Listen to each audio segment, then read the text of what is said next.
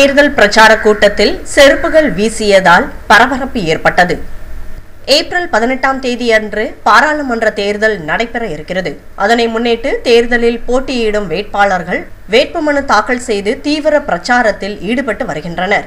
இந்நிலையில் திருச்சி பிரச்சார கூட்டத்தில் திமுகவிற்கு ஆதரவாக வீரமணி கலந்து கொண்டு பேசினார். கூட்டத்தில் வீரமணியை எதிர்த்து கீழே நின்று கொண்டிருந்தவர்கள் செருப்புகள் மற்றும் சேர்களை வீசினர். இச்சம்பவத்தால் பிரச்சார கூட்டத்தில் சலசலப்பு ஏற்பட்டது.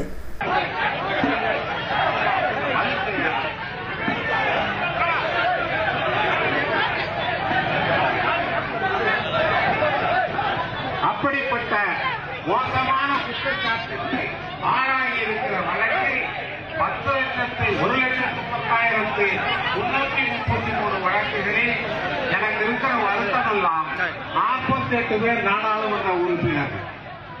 அந்த 48 பேர்